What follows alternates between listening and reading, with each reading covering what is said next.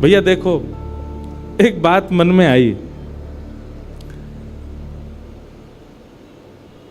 व्यक्ति को ठाकुर जी से मिलाने वाले बिचौलिया कौन होते हैं? गुरु जी। गुरु वही जो हरि सो मिलावे। आपको ठाकुर जी का परिचय कौन कराता है? आपको वृंदावन का परिचय कौन कराता है? आपको श्री जी का परिचय कौन कराता है? ब्रज के संत जन, ब्रज के रसिक जन, ब्रज के कथा वक्ता जन। तो बिचौलिया कौन हुआ? कथा वक्ता। कथा वक्ता बिचौलिया होता है। लेकिन भैया भक्त से भक्त को मिलावे में बिचौलिया ठाकुर जी होते हैं। हम दोनों उनको कौन ने मिलवायो? श्री राधा रमन जी ने मिलवायो। और एक बात सुनिएगा, जहां बिचौलिया ठाकुर जी होंगे ना, वो संबंध कभी नहीं टूट सकता, और वो संबंध बहुत पवित्र होता है। इसलिए हम तो संसार में सबसे कहते हैं, अपनी हर कथा में कहते हैं, पत्नी वो श्रेष्ठ मत मानिएगा जो देखने में बहुत सुंदर लगती है। पत्नी उसको श्रेष्ठ मत मानिएगा जो भोजन बहुत अच्छा बनाती है। पत्नी उसको श्रेष्ठ मत मानिएगा जो बहुत पढ़ी लिखी है। पत्नी वो श्रेष्ठ नहीं है जो समाज परिवार सबको संभाल ले। पत्नी वो श्रेष्ठ जो पति को ठाकुर जी की ओर और बढ़ावे, वो श्रेष्ठ। पति वो श्रेष्ठ जो पत्नी को ठाकुर जी की ओर बढ़ावे। बालक वो श्रेष्ठ नहीं जो दुनिया के सारे ऐश्वर्य को कमा के माता पिता के चरणों में रख दें। बालक वो श्रेष्ठ जो प्रहलाद और ध्रुव की तरह ठाकुर जी को घर में प्रकट कर दे। ऐसे ही बंधुओं, मित्र भी वो श्रेष्ठ नहीं जो रात में पार्टियां करवावे, सुबह पता चली हॉस्पिटलाइज्ड हो, ऐसा काय बात का मित्र? मित्र तो वो श्रेष्ठ जो रात में लेके गया, सुबह वृंदावन में मिले। कहां मिले? वृंदावन में पाए। संबंध वो श्रेष्ठ मानिएगा जिसमें बिचौलिया ठाकुर जी हैं, जिसमें बीच में ठाकुर जी हैं। जहां ठाकुर जी का संबंध नहीं है, जिन संबंधों में, वहां आप बहुत अच्छा नाटक किया कीजिए। भाई देखो, आप कहोगे महाराज जी आपकी बातें प्रैक्टिकल तब कब लगेंगी? संसार में रहने के लिए सबसे संबंध बहुत जरूरी है, जरूरी है। पर मैं एक बात कथा में कहता हूं, मानव को नाटक करना बहुत अच्छा आता है, पर वो नाटक करता है वृंदावन में, और संसार के सामने क्या वास्तविक रहता है। उल्टे हो जाओ, संसार के सामने खूब बढ़िया नाटक करो। अच्छा, ये गोपनीय बात है, हमारे बी पराग जी खूब संसार में रहते हैं, इनके मित्र बुरा नहीं मान जाएं, पर ये उन सब के सामने नाटक करते हैं, वास्तविक तो ये वृंदावन में ही होते हैं सब। अब भाई समाज के लोग हैं, सब करते हैं, नाचते हैं, गाते हैं, ऊधम मचाते हैं, पर वहां तो ये इनका वास्तव में नाटक ही होता। आज ये वास्तविक में ये रियल बी पराग जी हैं। जो कॉन्सर्ट में आप देखते हो वो नाटक वाले हैं। ऐसे ही भैया संसार के प्रति बहुत अच्छा नाटक करो, लेकिन अपनी श्री जी के सामने, राधा रमन लाल जी के सामने, ठाकुर जी के सामने वास्तविक हो जाओ। आप 3 बजे से पहले और 7 बजे के बाद जो करोगे वो नाटक है। वास्तविक में तो आप रियलिटी में अब हो, जब आप कथा में बैठे हो, क्योंकि आप ठाकुर जी के सन्मुख हो। ठाकुर जी का स्मरण चिंतन आपके मति में, आपके मन में, आपके भाव में ठाकुर जी चल रहे हैं। यही वास्तविकता है आपके जीवन की। तो इसलिए भैया संबंधी वो अच्छा जिससे ठाकुर जी प्रिय लगे। संबंधी वो अच्छा, संबंध वो अच्छा, रिलेशनशिप वो अच्छा जिससे वृंदावन प्रिय लगे। संबंध वो अच्छा जिससे ब्रजवासी प्रिय लगे। संबंध वो अच्छा जिससे यमुना जी प्रिय लगे। कुल मिला के बाद जाते ठाकुर जी भा जाएं, वो संबंध अच्छा। उसको कभी मत छोड़ना, उसको कभी मत तोड़ना, सदा रखना। तो हमारो संबंध राधा रमन जी ने करवायो। इसी पद की खोज करते करते हम मिल गए, हमको ये मिल गए, और आज हम दोनों मिले तो इतने सारे लोग मिल गए, पूरा चंडीगढ़ ही मिल गया आज। वृंदावन प्रकट उत्सव की बधाई हो।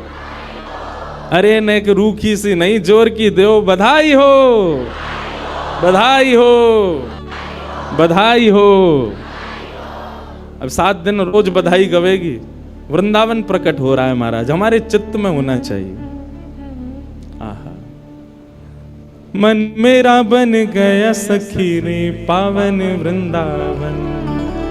राधा नाचे, कृष्ण नाचे, नाचे गोपी जन, मन मेरा बन गया सखी रे पावन वृंदावन। ओहो मन मेरा बन गया सखी रे पावन वृंदावन। बोलो वृंदावन बिहारी लाल की। आइए अब कथा में प्रवेश करें और फिर बीच बीच कथा में ही वृंदावन के भाव सुनते रहेंगे। श्रीमद् भागवत जी का महात्मा आज हम सुनेंगे और कल से प्रथम स्कंद से कथा शुरू होगी। रोज हमारे भारत के श्रेष्ठ संत जन यहाँ पधारेंगे, आप सबको उनका दर्शन होगा। पर एक बात हमारी बहुत ध्यान से सुनना, हमने अधिकतर संत महापुरुषों को समय दिया है कथा में आने का, क्योंकि सबको आना जाना ही है 3 बजे का, और जब श्रोता ही आएंगे 4 बजे के बाद तो फिर आप लोग ही वंचित रहोगे उनके दर्शन से। इसलिए हम तो 3 बजे, हम तो 2:30 बजे ही आ जाएंगे, यहाँ पे पीछे बैठे रहेंगे, 3 बजे मंच पे आएंगे। इसलिए आप लोग भी 2:30 बजे तक ही कल से आ जाना, ताकि जो भी संत जन महापुरुष कथा वक्ता जन जो यहाँ आ रहे हैं, बंद है रो भैया बार बार, उन लोगों का आप सबको दर्शन और उनके प्रवचनामृत प्राप्त हो जाएं। इसलिए कल से बिल्कुल समय से आइएगा आप लोग। भागवत जी के महात्म्य में प्रवेश करें। प्रथम श्लोक भागवत जी का सब लोग बड़े भाव से मेरे साथ स्मरण करो। सच्चिदानंद रूपाय विश्वोत्पत्त्यादि हेतवे तापत्रय विनाशाय नमः। तापत्रय विनाशाय श्री कृष्णाय वयं नमः।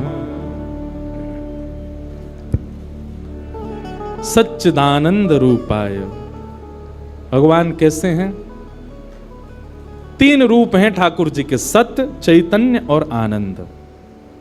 चाहे आप बिहारी जी का दर्शन करो, गोविंद देव जी का दर्शन करो, गोपीनाथ जी, राधा रमण जी, राधा वल्लभ जी, आपके घर के लड्डू गोपाल जी, श्री प्रियालाल जी, सब 3 रूप में व्यवस्थित हैं। उनका स्वरूप विपरीत हो सकता है, उनका श्रृंगार विपरीत हो सकता है, पर रूप 3 ही है, सत्य, चैतन्य और आनंद। ठाकुर जी ही सत्य हैं, इस संसार में और कोई सत्य नहीं है। त्रिकालाबाधित सत्य हैं, वे परम सत्य हैं। हम एक बात कथा में कहा करते हैं,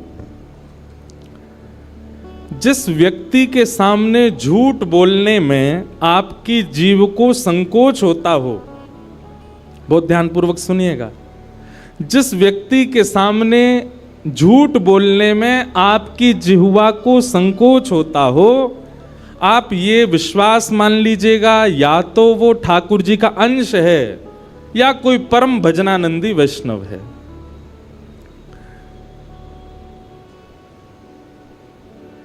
हमारा भजन केवल भगवत प्राप्ति नहीं कराता है। आप भजन करते हो, भजन से आपको ठाकुर जी मिल जाएंगे, ये एक बात है।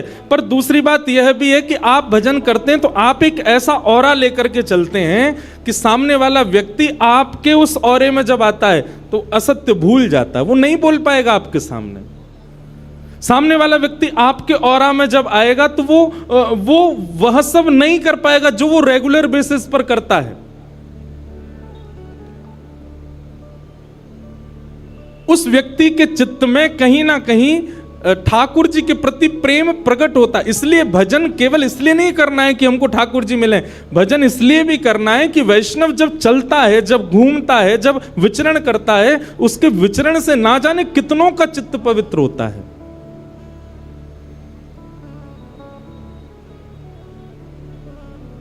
हमारे वृंदावन में परम जिनका आशीष इस कथा को प्राप्त है, परम पूजनीय श्री प्रेमानंद जी महाराज खूब खूब आशीर्वाद देकर के इस कथा के लिए, पहली कथा होगी जिसके लिए उन्होंने खूब आशीर्वाद दिया। वो जब निकलते हैं, लोगों की स्थिति देखो आप, वहां पर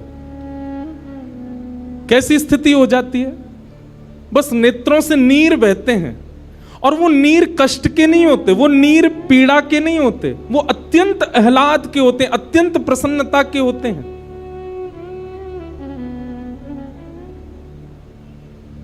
कितने लोग घुटने पर बैठ करके अपने विषादों को, अपनी जीवन की समस्त पीड़ाओं को केवल उनके दर्शन मात्र से उनको लगता है कि बस सब नष्ट हो गया। ये आज की बात नहीं है, सदा सर्वदा से हमारे भारत में ऐसे ऐसे लोग जन्म लिए हैं। इस्कॉन के स्थापक ऐसी भक्ति वेदांत स्वामी श्री प्रभुपाद, अरे महाराज, विदेश की भूमि पर जाकर के उनके दर्शन मात्र से अंग्ल देश के लोग हरे कृष्ण कृष्ण कृष्ण हरे हरे, हरे राम राम राम हरे हरे महामंत्र का उच्चारण करने, क्या जाने वो कौन कृष्ण, कौन बलराम, कौन यशोदा मैया। बुरा नहीं मानिएगा, दुर्भाग्यवश हम सनातनी लोगों के बच्चे इतना नहीं जानते होंगे, पर भक्ति वेदांत स्वामी श्री प्रभुपाद जी की कृपा से अंग्रेजों के बच्चे, उनको गीता के 700 श्लोक याद हैं, उनको भगवत गीता कंठस्थ है, उनको ठाकुर जी की पूरी लीलाएं याद हैं। स्वामी श्री विवेकानंद, किन किन का नाम लें हम, इनकी उपस्थिति मात्र से, इनके आने, रियल इन्फ्लुएंसर इनको कहा जाता है। किनको कहा जाएगा? जो आपकी बुरी आदतों को भी केवल अपनी उपस्थिति मात्र से नष्ट कर दे। अरे बोलना तो बहुत आगे की बात है, प्रवचन करना बहुत आगे, वो खड़े हो जाएं सामने, आप कुछ गलत कर नहीं सकते। क्यों? क्योंकि उनके भजन में इतनी सामर्थ्य है, उनके भाव में इतना बल है कि आप उनके सन्मुख कुछ अपशब्द बोले ही नहीं सकते, सोच ही नहीं सकते। दुनिया के सामने आप नेत्र बंद करो तो आपके चिंतन में विषय भी आ जाएंगे, आपके चिंतन में सांसारिक वस्तुएं भी आ जाएंगी, पर आप किसी ऐसे वैष्णव के सामने खड़े हो, आप चाह कर के भी विषय का चिंतन नहीं कर सकते, आप चाह कर के भी संसारी भोग विलासों को सोच नहीं सकते। इसलिए भजन केवल इसलिए नहीं करना है कि हमको ठाकुर जी मिलेंगे, भजन इसलिए भी करना है क्योंकि भजन करने से जब आप चलते हैं, फिरते हैं, घूमते हैं, बैठते हैं, उठते हैं, तो आपके भजन के प्रभाव से कितनों पर क्या क्या प्रभाव हो रहा है आप नहीं जानते। भगवान सत्य है, कितना भी बड़ा झूठा व्यक्ति क्यों ना हो, ठाकुर जी के आगे सत्य ही बोलता है, वहां असत्य नहीं बोल सकता।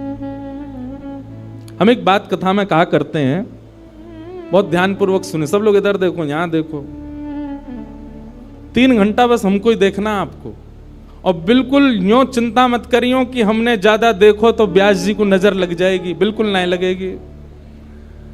हमारे संग में ठाकुर जी हैं, कारे हैं, या को मतलब कारो काजल संग ही है, तो कोई नजर फजर नहीं लगेगी। आप भाव से कथा सुनो। हाँ, कोई आवे कोई जावे, आपका मन विचलित नहीं होना चाहिए, बड़े भाव से सुनो। तो भगवान सत्य हैं, अत्यंत असत्य बोलने वाला व्यक्ति भी ठाकुर जी के सामने असत्य नहीं बोल सकता, वहां सत्य ही प्रकट होता है। तो मैं कथाओं में कहा करता हूं, 108 माला रोज करने वाला, नित्य तिलक लगाने वाला, कंठी माला धारण करने वाला, एकादशी व्रत करने वाला, हर महीने वृंदावन जाने वाला, उस व्यक्ति का जितना पुण्य है, उस व्यक्ति की जितनी भक्ति है, उस व्यक्ति की जितनी श्रेष्ठता है, उतनी ही श्रेष्ठता उस व्यक्ति की भी है जो सत्य का आचरण करता है। भले ही वो तिलक नहीं लगाता है, भले ही वो एकादशी नहीं रखता है, भले ही वो कंठी नहीं पहन पाता, भले ही वो वृंदावन नहीं जा पाता, पर सत्य वचन बोलता है, सत्य का आचरण करता है, ऐसा व्यक्ति भी पुण्यात्मा है, ऐसा व्यक्ति भी साधक है। क्यों? वो सत्य की उपासना कर रहा है। तो भगवान का पहला स्वरूप क्या है? सत्य। वे सत्य हैं।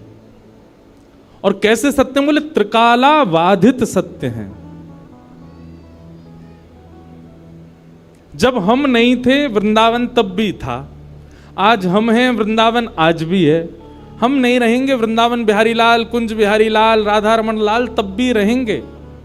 अरे जब ये स्वरूप प्रकट नहीं हुए थे वृंदावन तब भी था। वृंदावन कोई ब्रह्मा की बनाई कृति नहीं है। वृंदावन को तो हमारी श्यामा जी ने अपने स्वयं के निज कर से बनाया है। वृंदावन का एक एक कण, वृंदावन में एक एक पौधा, वृंदावन की एक एक गली कूचा, वृंदावन की एक एक वस्तु श्री जी ने पधराई है। इसलिए उसके प्रति कभी दुर्भावना नहीं लानी चाहिए चित्त में।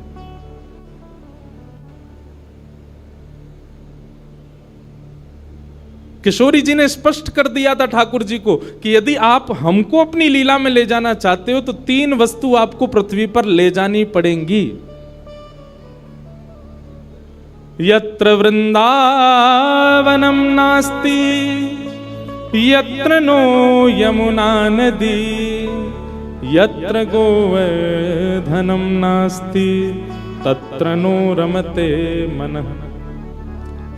वृंदावन, यमुना जी और श्री गोवर्धन, ये 3 ब्रह्मा ने नहीं बनाए हैं। इन तीनों का निर्माण श्री गोलोक धाम में स्वयं हमारी वृषभानु दुलारी श्यामा जी ने निज कर से किया है।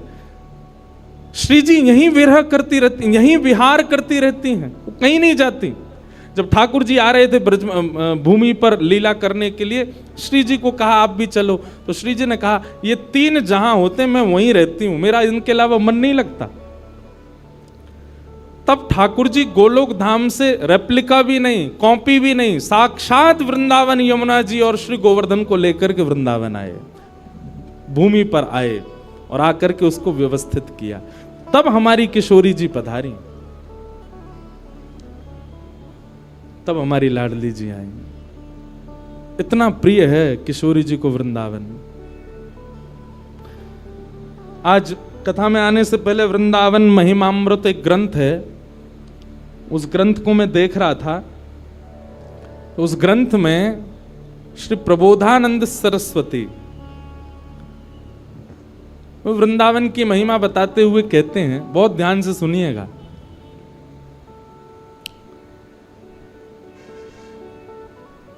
इस दुनिया में सबसे बड़ा आश्चर्य क्या है? इस दुनिया में सबसे बड़ा आश्चर्य है भगवान, सबसे बड़े आश्चर्य। और उन आश्चर्य रूपी भगवान ने दुनिया बनाई तो निश्चित है कि दुनिया भी आश्चर्य रूप से भरपूर है। वो 7 वंडर्स नहीं, 7 आश्चर्य नहीं जो लोग देखने जाते हैं, पर दुनिया में हर वस्तु, मैं भी आश्चर्य हूं, आप भी आश्चर्य हो, हम सब आश्चर्य हैं। क्योंकि हमको आश्चर्य रूपी भगवान ने बनाया है। आश्चर्य का मतलब समझते हैं ना? आश्चर्य रूपी भगवान ने सृष्टि को बनाया तो निश्चित है कि सृष्टि आश्चर्यजनक है। आश्चर्यजनक भगवान ने आश्चर्यजनक सृष्टि को बनाया, पर ऐसे आश्चर्यजनक भगवान जिनको देख के ब्रह्मा भी आश्चर्यचकित हो जाता है, वह श्री कृष्ण भी वृंदावन को देख करके आश्चर्य में रहते हैं। वह श्री जी भी वृंदावन को देख करके आश्चर्य में रहती हैं। वह सब सखियां भी, बलराम जी भी, ये सब वृंदावन को देख करके आश्चर्य में रहते हैं कि ये कैसा है। श्रीमद् भागवत में केवल वृंदावन के लिए लिखा है, वृंदावनम संप्रविश्य सर्वकाल सुखावम। ठाकुर जी इतने प्रसन्न हुए, जैसे ही वृंदावन आए तो वृंदावन आते ही ठाकुर जी की प्रसन्नता में नेत्रों से अश्रुबिंदु प्रकट हो गए। इतने प्रसन्न हो गए ठाकुर जी। और वृंदावन में ठाकुर जी को कुछ करना, वो तो बात की बात है, बस ठाकुर जी को बैठे रहना ही पसंद है। वहां की ब्यार चलती रहे, वृंदावन के वृक्ष झूमते रहें, वृंदावन में ठाकुर जी को बैठना प्रिय है, केवल देखते रहना प्रिय है। इतना प्रिय है ठाकुर जी को वृंदावन। ऐसा वृंदावन, तो वृंदावन भी सत्य है। जैसे ठाकुर जी का स्वरूप सत्य है, वृंदावन भी सत्य है। क्यों? हजारों लोग वृंदावन जाते हैं और सबके चित्त में वृंदावन ऐसे घर करके बैठ जाता है। जो एक बार जावे, वृंदावन में भीड़ खूब, वृंदावन में व्यवस्था इतनी ज्यादा नहीं है, वृंदावन में प्रशासन के इतने वो हैं। बिहारी जी भी अगर दर्शन करना हो तो बहुत योजनाएं बनानी पड़ती हैं, पर फिर भी वृंदावन सबको इतना प्रिय क्यों है? क्योंकि वह वृंदावन ठाकुर जी को अति प्रिय है। इसीलिए जब वृंदावन रसामृत पद लिखा गया तो उस पद की प्रथम पंक्ति में यही शब्द आए,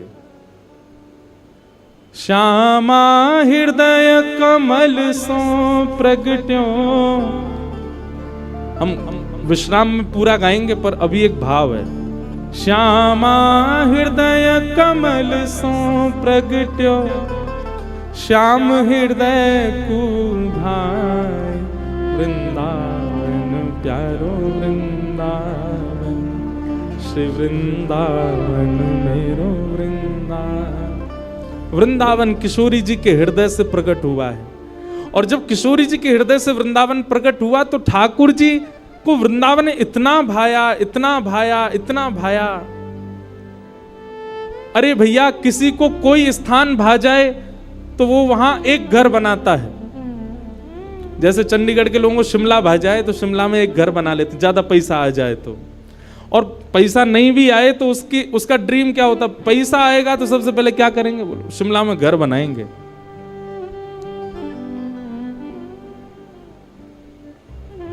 और कौन सी जगह कल जो हम देख रहे थे आपके घर से जो दिखती है, कौन सी जगह है वो है? कसौली,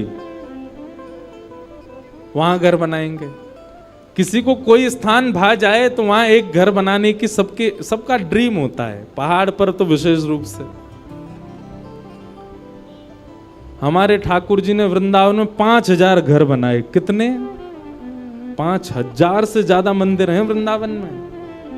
वृंदावन का मतलब आप केवल वही मत समझा कीजिए छठीकरा से लेकर के और यमुना जी तक, संपूर्ण 84 कोस जो है ये पूरा वृंदावन ही है।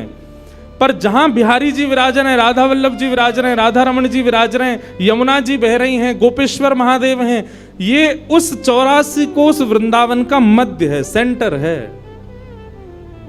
बाकी वृंदावन तो पूरा 84 कोस का है। संपूर्ण 84 कोस में 5000 से ज्यादा मंदिर है। मंदिर मतलब ठाकुर जी ने घर बनाए हैं। इतना प्रिय है ठाकुर जी को वृंदावन। और जो ठाकुर वृंदावन से चले भी गए, मदन मोहन जी, गोपीनाथ जी, गोविंद देव जी, वो जहां जाके विराजे वृंदावन वहां प्रकट कर लिया। आप कभी जयपुर जाइए, जयपुर में गोविंद देव जी जाइए, आपको ऐसा लगेगा ही नहीं कि आप राजस्थान में हो, ऐसा लगेगा वृंदावन में ही है। मदन मोहन जी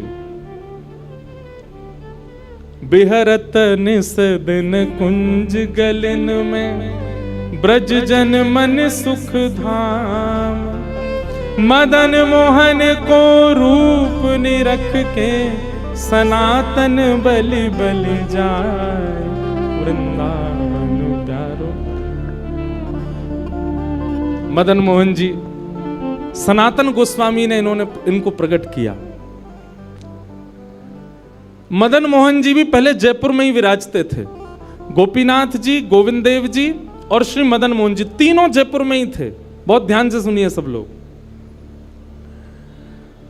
तो जयपुर के राजा की पुत्री मदन मोहन जी की सेवा करती थी। मदन मोहन जी कोई लाड़ लड़ाती, पूरे दिन उन्हीं को सजाती रहती, उन्हीं का श्रृंगार करती, सेवा करती। राजा स्वयं गोविंद देव जी की सेवा करते और उनकी जो पत्नी थी वो गोपीनाथ जी की, मतलब पूरा परिवार ही तीनों ठाकुर की सेवा करते थे। अलग अलग भवन में, अलग अलग महलों में ठाकुर जी विराजते थे। तो राजा की पुत्री का विवाह हुआ करौली राजस्थान में, जहां मदन मोहन जी अभी विराजते हैं। तो राजा की पुत्री का जब विवाह हुआ तो पुत्री से राजा ने कहा, बिटिया ये बताओ तुम्हारा विवाह है, तुमको हम दहेज में क्या दें? वैसे तो हमने सब दिया, लेकिन फिर भी तुम्हारी कोई इच्छा हो तो मांगो। उसने कहा, पिताजी मुझे सबसे ज्यादा प्रेम श्री मदन मोहन जी से है। आप माता जी और पूरा परिवार गोविंद देव जी, गोपीनाथ जी की सेवा किया करो। मदन मोहन जी को मैं ले जाऊं अपने साथ, अपने ससुराल में इनकी सेवा करूंगी। बड़ी अच्छी कथा है, ध्यान से सुनना। राजा रोने लगा, अपनी पुत्री के चरणों में सर झुका के बोला, मुझे क्षमा कर दे। पुत्री तू जो मांगेगी सो दूंगा, पर ये मेरे हृदय हैं, मैं इनको नहीं दे सकता। मैं वृंदावन से मुगलों से बचा करके इनको लेके आया हूं। वैसे तो ठाकुर जी को बचने की कोई आवश्यकता नहीं, ठाकुर जी कृपा करके आए हैं जयपुर में राजा के ऊपर, पर इनको देख करके मेरे प्राण बचते हैं। तू जो मांगेगी सो दे दूंगा। पर मदन मोहन जी बोले, पिताजी गोविंद देव जी गोपीनाथ जी हैं ना आपके पास में, मदन एक ठाकुर जी मुझको दे दो। यहां राजा की जिद हो गई, नहीं दूंगा। पुत्री की जिद हो गई कि मुझे तो चाहिए, नहीं तो मैं विदाई नहीं होंगी। राजा की पत्नी ने भी कहा, अब इतनी कह रही है तो आप दे दीजिए ना, हमारे पास 2 ठाकुर हैं, इनकी सेवा हम करेंगे विस्तार से। और वैसे भी मदन मोहन जी की पूरी सेवा बचपन से उसने ही की है। तो राजा ने एक प्रस्ताव रखा। बोले, अच्छा पुत्री एक काम करते हैं। बोले, क्या?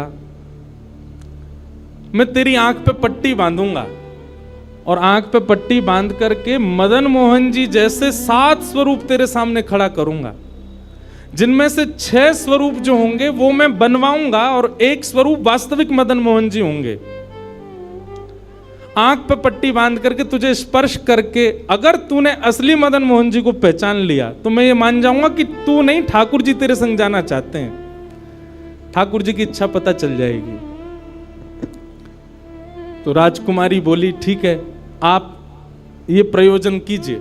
राजा ने महाराज कारीगरों को बुलवाया और मदन मोहन जी के डिट्टो कॉपी 6 स्वरूप बनवाए और 6 स्वरूप बनवा करके मदन मोहन जी सहित 7 स्वरूपों को खड़ा किया। पुत्री के आंख पर पट्टी बांध दी, एक जैसा इत्र, एक जैसी पोशाक, एक जैसा मुकुट, एक जैसा श्रृंगार, सब कुछ बिल्कुल एक जैसा। और कहा, पुत्री अब तू इनमें से जो 7 में से पहचान लेगी, अगर असली तूने पहचान ली तो मैं तेरे संग भेज दूंगा। उसने हाँ तो बोल दिया, लेकिन वो कांपने लगी, घबराने लगी।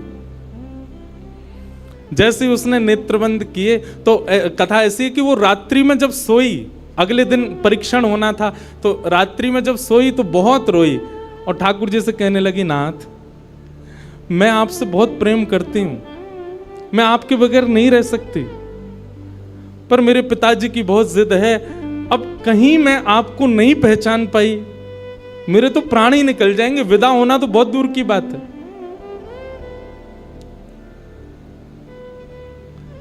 रुदन करते करते करते करते, बंधुओं एक मेरी बात बहुत ध्यान से सुनिएगा, कभी ठाकुर जी के विरह में यदि आपके अश्रु नहीं आए हैं ना, तो अभी आप भक्ति के भाव से बहुत दूर हो।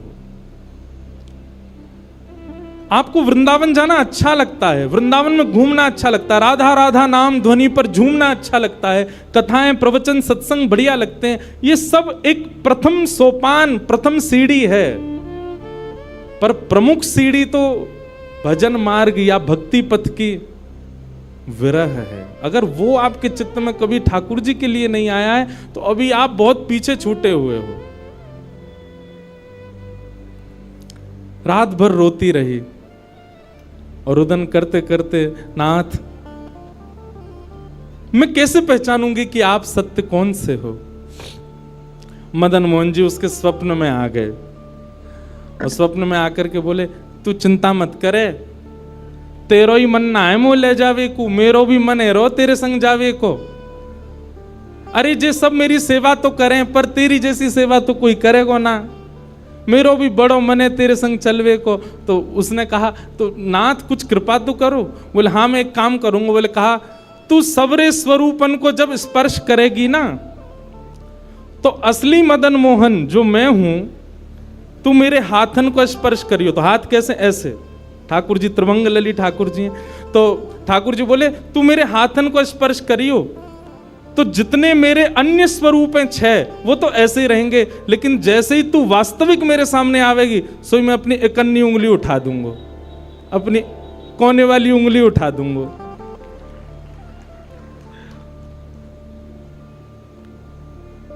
ठाकुर जी कितना प्रेम करते हैं अपने भक्त से। ठाकुर जी बोले मैं अपनी इकन्नी उंगली उठा दूंगा और तू स्पर्श करती करती मेरी जैसे इकन्नी उंगली उठे वाकू पकड़ लियो और तुरंत पिताजी से कह दियो जय रे मदन मोहन जी, मैं चल दूंगा तेरे संग। अब तो दूसरे दिन वो पिताजी के पास गए, पिताजी जल्दी करिए कब चलना है कब। बोले तुझे तो इतना विश्वास है जैसे तू वास्तविक में मदन मोहन जी को ले ही जाएगी, लेकिन बिटिया तू भी याद रखियो मैंने ऐसे स्वरूप बनवाए हैं कि कोई बता ही नहीं सकता कि असली मदन मोहन कौन से। बोले पिताजी आप सन्मुख पधराओ तो। महाराज भीड़ लग गई देखने वालों की, पूरा राजभवन इकट्ठा हो गया जयपुर का। 7 स्वरूप विराजमान हुए।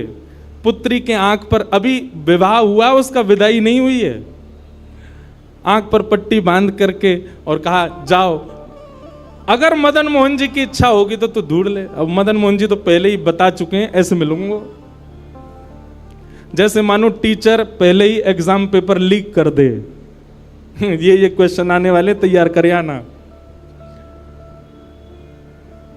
उसने जाकर के जैसे स्वरूप स्पर्श करने प्रारंभ किए, पहला बोले ये नहीं है, दूसरा स्पर्श किया ये भी नहीं है। ठाकुर जी खड़े थे 5वीं पंक्ति में, 5वें वाले थे। तीसरे स्पर्श किए, बोले ये भी नहीं है। चौथे किए, बोले ये भी नहीं है।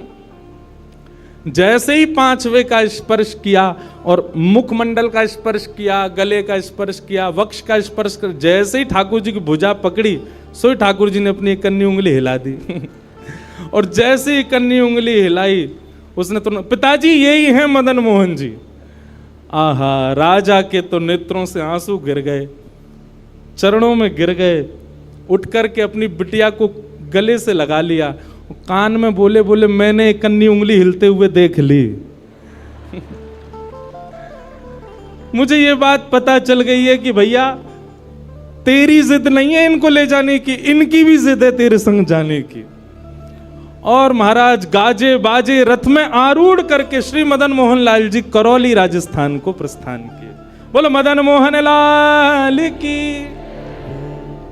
बिहरत निस दिन कुंज गलन में ब्रज जन मन सुख धाम, मदन मोहन को रूप निरख के, मदन मोहन को रूप निरख सनातन बल बल जाए। वृंदावन प्यारो वृंदावन, श्री वृंदावन मेरो। ये भैया ऐसे ही भजन नहीं बना है, ये ऐसे ही आपके झूमने के लिए कीर्तन नहीं, ये पूरा वृंदावन समाविष्ट करवा दिया हमारे गिरधर लाल जी ने एक ही पद में।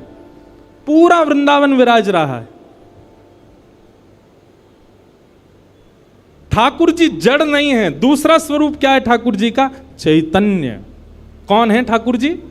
चैतन्य।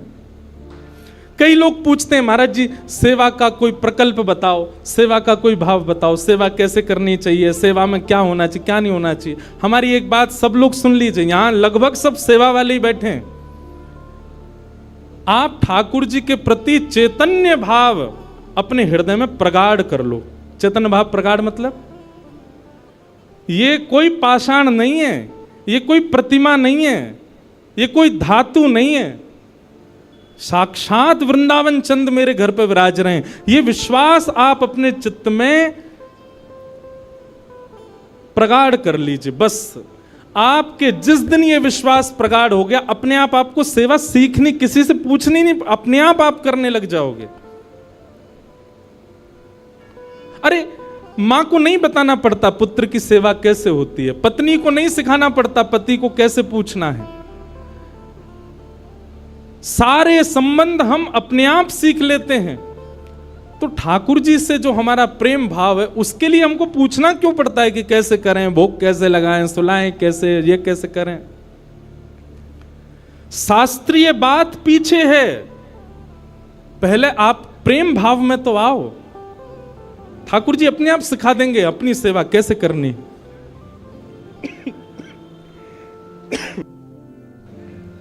प्रेम भाव, उनके प्रति पाषाण की बुद्धि मत रखो, चैतन्य भाव रखो।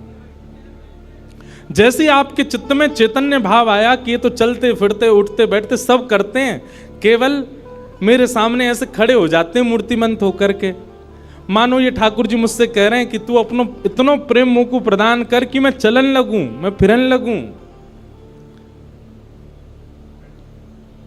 सब लोग एक बात याद रखिएगा, जिसके भी घर में ठाकुर जी की सेवा है, ठाकुर जी हमको चैलेंज करते हैं, अगर तो में सामर्थ्य हो तो अपनी भक्ति से, अपने भाव से, अपने समस्त प्रयासों से तू मोए चलवा के दिखा दे, तू मोए बुलवा के दिखा दे।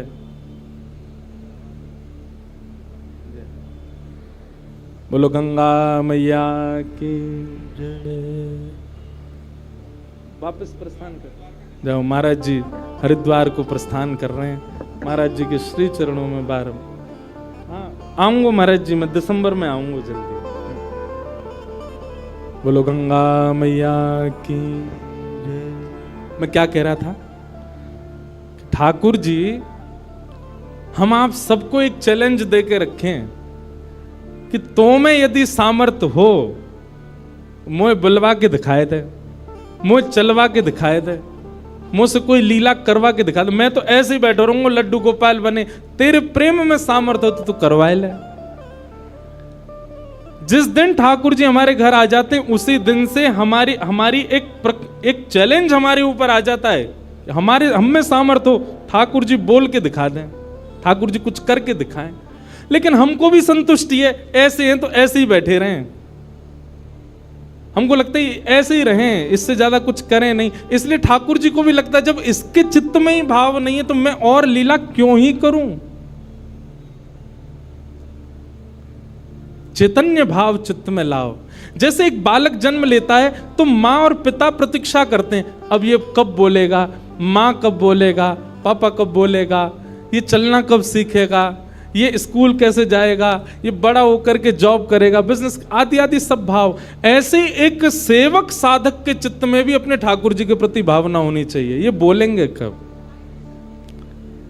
हम एक बधाई गाते हैं ना नंदोत्सव में, उस बधाई में एक पंक्ति गाते हैं, धन्य घड़ी जब होए यशोदा मैया कह के बोले, नूपुर बांध दो चरणन में घुट मन डोले, नूपुर बांध दो चरणन में घुट मन डोले, पकड़े बाबा की उंगरिया तेरो ललना जुग जुग जीवेरी यशोदा मैया तेरो ललना। स्वामी जी हरिदास जी जब सेवा करते थे ना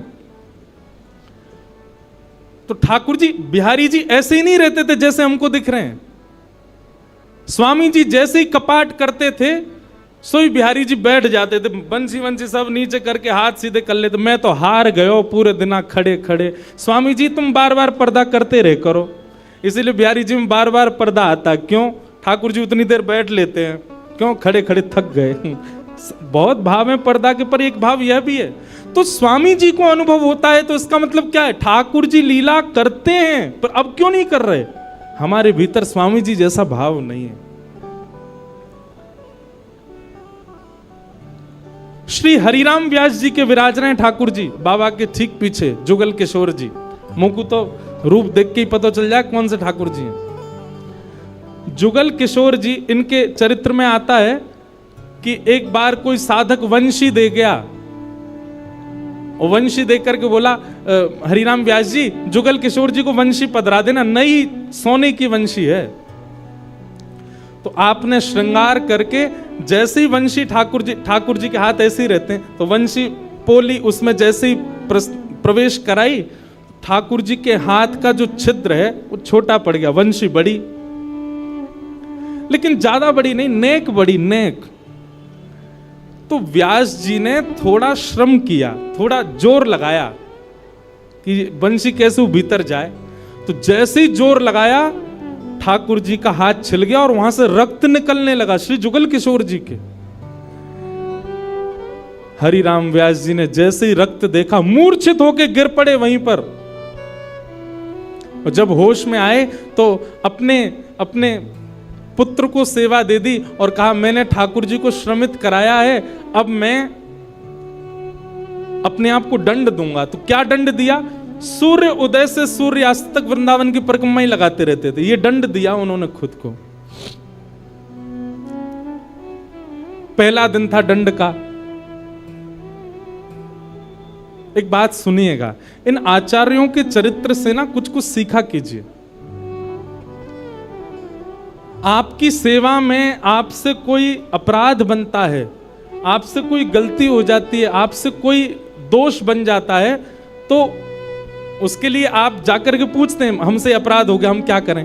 पूछिए मत, स्वयं को अपने आप ही दंड उत्सव मना लीजिए। और दंड उत्सव क्या है?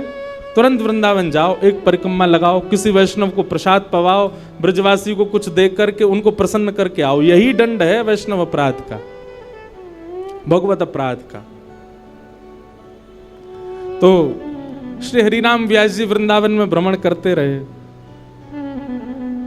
परिक्रमा लगाते रहे। परिक्रमा करके रात्रि में जैसे ही लौट करके आए, बहुत सावधानी से सुनो, तो शयन का दर्शन करने जब गए तो शयन के दर्शन में आपने क्या देखा कि जुगल किशोर जी ने स्वर्ण की वंशी धारण कर रखी, वही वंशी जो सुबह वो पधराना चाह रहे थे। उन्होंने अपने पुत्र को बुलाया, पुत्र को बुला के बोले ये वंशी सुबह ठाकुर जी के हाथ में नहीं आ रही थी, अभी कैसे धारण हो गई? बोले पता नहीं पिताजी, आप तो चले गए थे, मैंने वंशी उठा करके धारण कराई, ठाकुर जी ने धारण कर ली।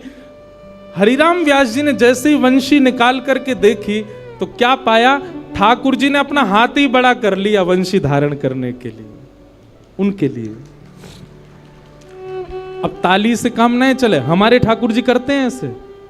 क्यों नहीं करते? और हम संतुष्ट क्यों हो जाते हैं? जैसी सेवा है उससे हमको प्रसन्नता क्यों हो जाती है? नहीं। ये इस बात का प्रमाण है कि कहीं ना कहीं हमारी भक्ति में, हमारे भाव में, हमारे प्रेम में अभी वो स्तर नहीं आया कि ठाकुर जी उसको स्वीकार कर लें। इसलिए भैया, सबसे पहली बात भक्ति में, सेवा में सबसे पहला प्रकार, ठाकुर जी को आप चैतन्य मानो। वो जड़ नहीं है, वो पीतल के नहीं है, वो अष्टधातु के नहीं है, वो मार्बल के नहीं है, वो साक्षात ठाकुर जी हैं, वो साक्षात चैतन्य है। उनके प्रति चैतन्य बुद्धि आपने धारण कर ली, अपने आप ठाकुर जी अपने आप लीलाएं कराना प्रारंभ कर देंगे। मुझको राधा रमण कर दो वैसा, मुझको राधा, नित्य की प्रार्थना होनी चाहिए ठाकुर जी से। रटू में तेरा नाम यूं आठों याम, रटू में तेरा यूं आठों याम, रटू में तेरा नाम यूं आठों याम,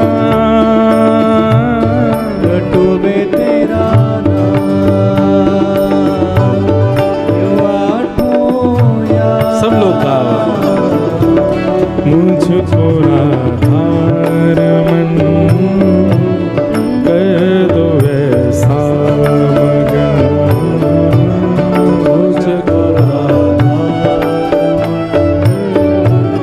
कर दो वैसा। हो करुणा निधान मुझ पे कृपा कर रीजिए,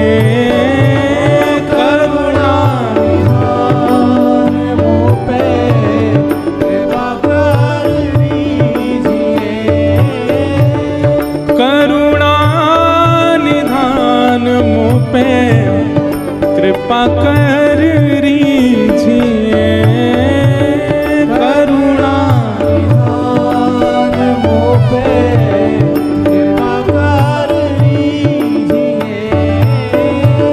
ब्रज में बसा के मोहे सेवा सुख दीजिए, ब्रज में बसा के मोहे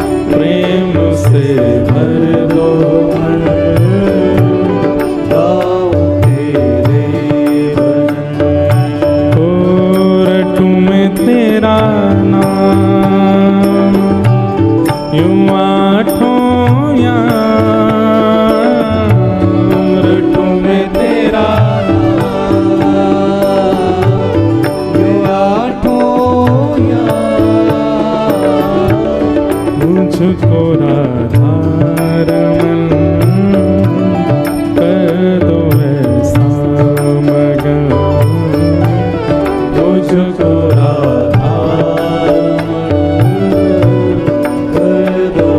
श्री राधा रमण लाल की।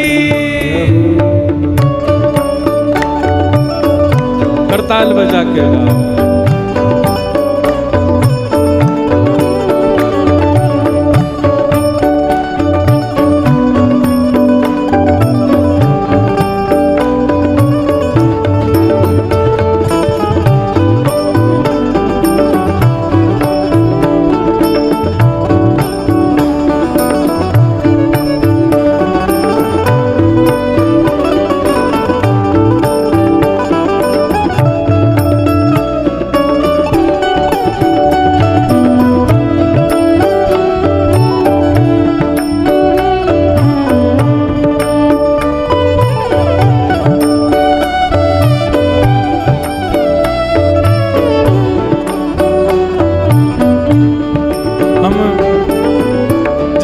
पर चर्चा कर रहे हैं कि ठाकुर जी को चैतन्य मानो, वे पाषाण नहीं है।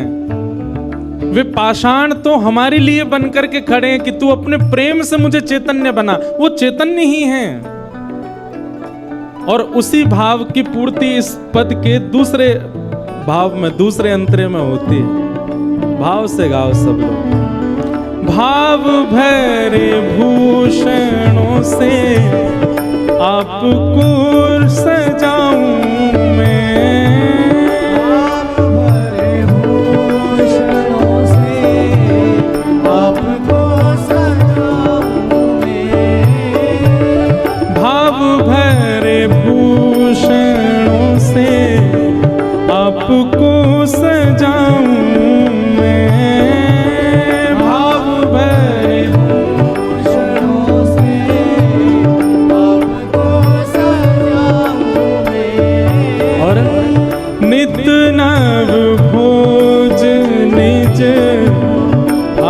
से पवाऊं मैं,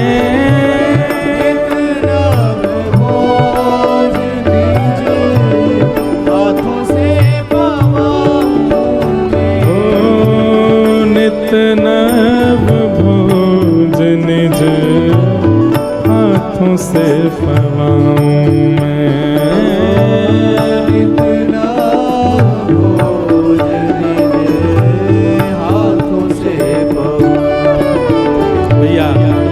हम सबके लाल जी पूरे दिना खड़े रहें और कोई के लड्डू गोपाल हैं तो पूरे दिना बैठे रहें, उनके पामन में दर्द ना हो तो ऐसी भावना हमारे चित्त में नहीं आती कभी। नित्य की सेवा में एक काम किया कीजिए, रोज रात्रि अपने ठाकुर जी के चरण जरूर दबाया कीजिए। सिंथेटिक नहीं पर असली वाला इत्र मंगाइए, थोड़ा महंगा आएगा, मंगवाओ ठाकुर जी की सेवा के लिए। और चरणों में इत्र लगा करके और फिर बड़े धीमे धीमे उंगलियों से। अच्छा एक बात और है, हमारे पुष्टि मार्ग के आचार्य कहते हैं ठाकुर जी की सेवा में अंगूठा का प्रयोग नहीं होना चाहिए। क्यों? कहीं भी जोर लगाना होता है हम अंगूठा का ही प्रयोग करते हैं, और ठाकुर जी की सेवा में अगर आप अंगूठा लगाते हो ठाकुर जी को पीड़ा होती होगी, लग जाती होगी, इसलिए उंगलियों से सेवा का ही निधान होना चाहिए। कहीं उठा करके भी रखें तो अंगूठा से ठाकुर जी को बड़े आराम से स्पर्श करना चाहिए। शास्त्र हमारे आचार्य तो ऐसा कहते हैं कि अगर आपने अंगूठा का प्रयोग किया भी है तो श्रृंगार के बाद ठाकुर जी का एक अलग से भोग लगाओ। किस बात का? श्रम भोग। ठाकुर जी आपको दर्द हो गया होगा, हमने अंगूठा से दबाया आपको, इसलिए मंदिरों में श्रम भोग आता है। बेचारो बहुत हमारो ठाकुर वृंदावन को बड़ो हल्को सो नेक में हार जाए, नेक जोरते सर दबाए दो, हाथ दबाए दो, पांव दबाए, थक जाए इतने में तो श्रम भोग लाओ। नित्य रात्रि में ठाकुर जी को शयन से पहले चरणों में इत्र जरूर सेवा किया करो। श्रृंगार कोई कर जाए, भोग कोई बनावे, पर रात्रि शयन तो सेवक को स्वयं कराने चाहिए। दाबु तुम रे चरण करो जब तुम शयन, दाबु तुम रे चरण करो जब तुम शयन, ओ दाबु तुम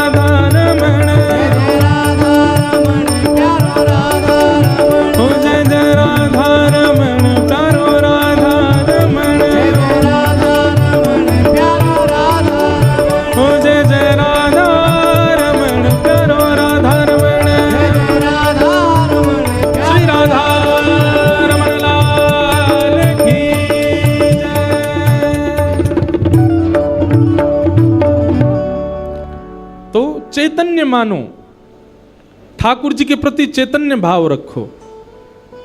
और एक काम और किया कीजिए शयन में, ठाकुर जी की चरण सेवा तो करनी है, और संग ही संग क्या करोगे, जैसे यशोदा मैया लाल जी को कोई कहानी सुनाती है, ऐसे ही आप कथा सुन के जाते हैं, या YouTube पर भी सुनते हैं, कहीं भी सुनते, कोई चरित्र सुनते हैं आप, लीला, वो लीला ठाकुर जी को सुनाया करो। अब कई लोग क्या करते हैं, कथा चालू करके फोन में ठाकुर जी के आगे धर देते हैं। अच्छी बात है, हमारी हाजिरी लग जाती है आपके ठाकुर जी पर शयन के समय तो आप अपने ठाकुर जी को स्वयं कथा सुनाओ। जैसे बालक को माँ से कहानियां सुनकर के नींद आती है, वैसे ही हमारे घर के ठाकुर जी, बंधुओं देखो, मंगला में जब ठाकुर जी सुबह सुबह उठते हैं ना, उस समय आप कौन हो? उस समय आप गोपी का स्वरूप हो। सभी साधक बहुत ध्यान से सुनिएगा। मंगला में ठाकुर जी के उत्थाप, सुबह सुबह उठाने के समय आप गोपी स्वरूप धारण करके ठाकुर जी को उठाओ। मध्याह्न में श्रृंगार के बाद आप ठाकुर जी के सन्मुख श्री जी के भाव से या सहचरी के भाव से जाओ, और रात्रि शयन के समय ठाकुर जी के सन्मुख श्री यशोदा जी के भाव से जाओ। इन 3 भाव से ठाकुर जी की सेवा में प्रस्तुत होना चाहिए। सुबह गोपी के भाव से या फिर ग्वाल के भाव से, ग्वाला के भाव से ठाकुर जी को उठा रहे हैं, लाला बोर है गई, जल्दी चल, गैया चरावे चलना है, इस भाव से उठाओ। या कोई गोपी के भाव से कि लाला मैंने ऐसा माखन निकारो, तू चोरी करेगा ना, इस भाव से उठाओ। मध्याह्न के समय कोई ब्रज की गोपी या फिर कोई सहचरी, ललिता विशाखा या श्री जी के भाव से ठाकुर जी को रूप दर्शन करके, श्रृंगार दर्शन करके बार बार बलैया लो। एक प्रियतमा के भाव से ठाकुर जी का दर्शन करो, और रात्रि शयन के समय यशोदा के भाव से ठाकुर जी को सुलाओ। ठाकुर जी को कोई कथा सुनाओ, लीला सुनाओ, पद सुनाओ, और चरण सेवा करो। चैतन्य। और ठाकुर जी का तीसरा स्वरूप क्या है? आनंद। तो सत परमात्मा, सत राधा रमण लाल, सत वृंदावन चंद को यदि आपने चैतन्य मान लिया, 3 रूप बताए ना, सच्चिदानंद, तो सत परमात्मा को यदि आपने चैतन्य मान लिया, तो सत परमात्मा ही चैतन्य बन के आपको आनंद प्रदान करने लगेगा, वही आनंद देगा। अभी हमारी सेवा में हमको सुख मिलता है, अभी हमारी सेवा में हमको संतुष्टि होती है, पर जिस दिन आनंद आने लगेगा संतुष्टि नहीं मिलेगी, आपको लगेगा कोई कमी रह गई, अभी और कुछ करना है ठाकुर जी की सेवा में, और ये भाव प्रस्तुत करने।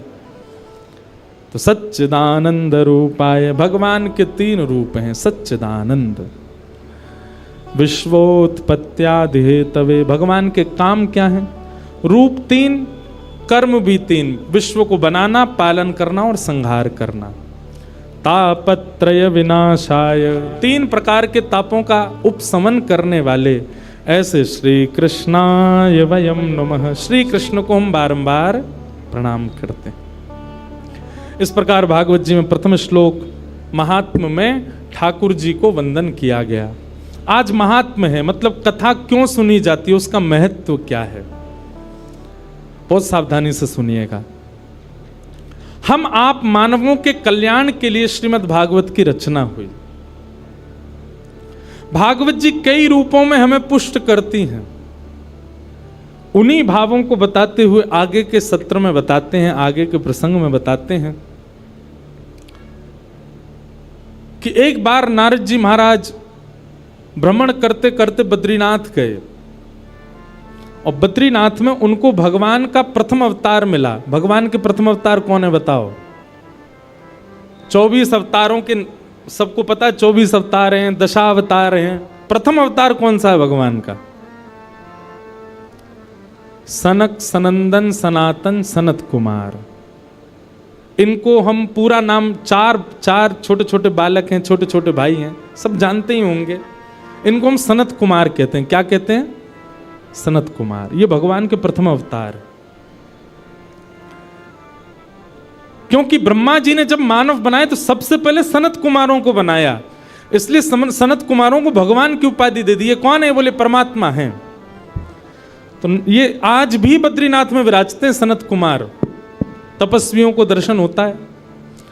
तो नारद जी महाराज बद्रीनाथ गए और बद्रीनाथ में सनत कुमारों ने जैसे नारद जी को देखा तो नारद जी का मुख देख करके सनत कुमार बोले कि आप बड़े दुखी लग रहे हो, बड़े पीड़ा में लग रहे हो, क्या बात है? तब नारद जी ने अपना कष्ट बताया। अहम तुम पृथ्वीं यातो ज्ञात्वा सर्वोत्तमामिति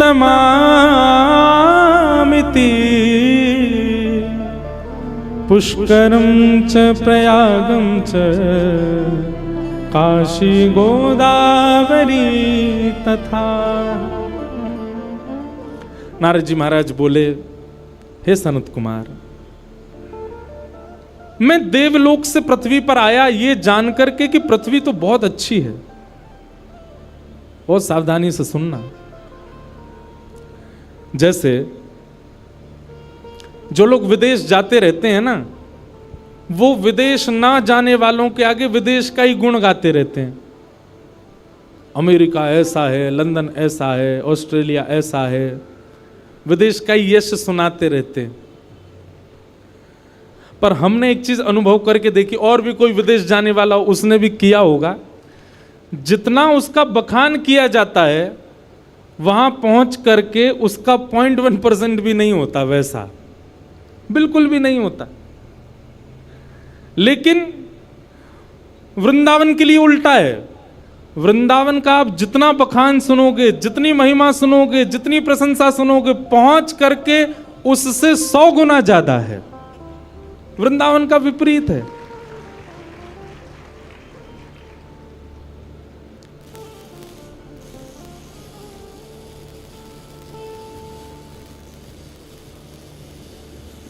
काय हो भैया? बोलो वृंदावन बिहारी लाल की जय।